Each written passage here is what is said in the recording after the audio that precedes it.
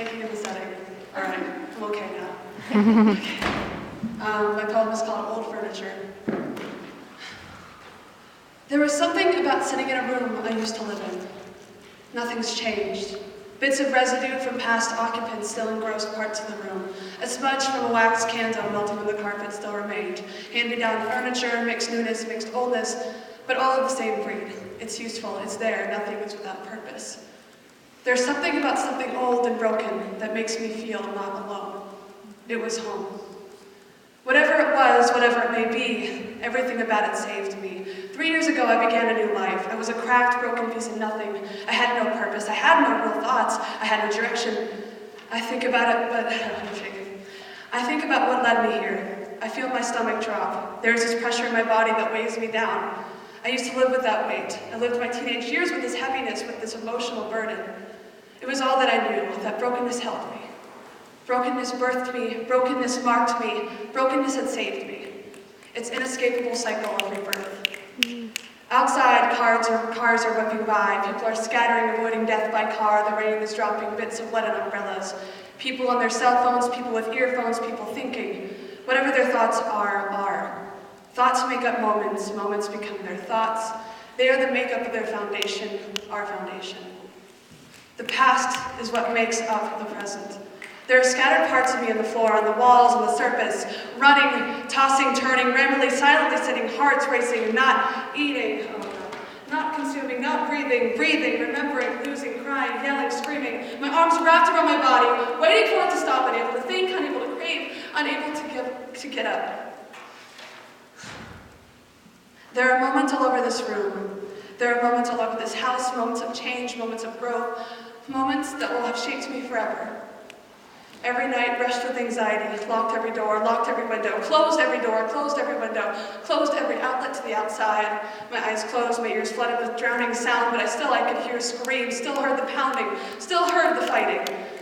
Drunken nights spent on the couch, television blaring, school the next morning. Shattered.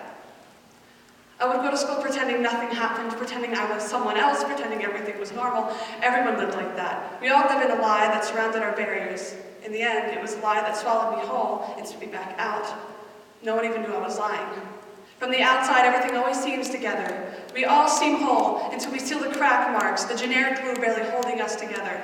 I used to think everyone was a liar. I used to think everyone had something to hide.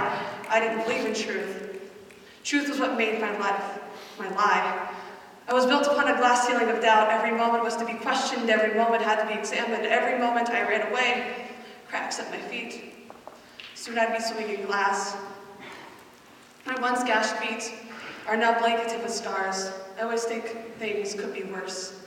I could still be that wounded, suffering animal. I could still be the victim blaming the world. I could still be bathing in my own bitterness. When I escaped, I found peace. It was a long process, but I soon healed, and the trauma I once endured soon would become a story. It no longer held me. Instead of spending sleepless nights wandering, thinking, and racing, I began to sleep. Sleep was wonderful. Living became wonderful. Life is running, tossing, turning, rambling, sitting, hearts racing, eating, consuming, breathing, remembering, gaining, laughing, joining hands, hands touching hands, accepting hands, able to think, able to crave, able to get up. I am no longer old furniture without purpose.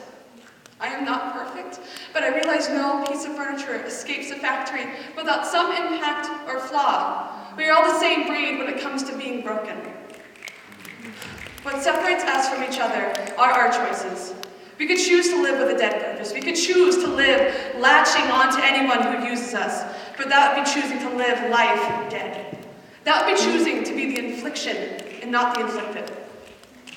You would be stuck in your own blame.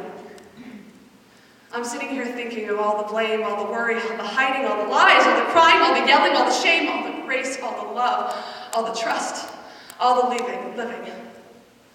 Because of love, I was made whole. Because of forgiveness, because of compassion, because of patience, I have been pieced back together, not into an old, glue-saturated version of what I used to be. I have been made into something new entirely. I am no longer a victim. I am a survivor. The glass that pierced my feet, the lies that held me and triggered me, the thoughts that once consumed me, none of it is completely gone. I am not perfect. I am not always better. I am not always on top of it, but I'm drowning in it. But I'm not drowning in it. I'm not hiding in it. In a room full of used furniture, you can choose to be anything. Thank you.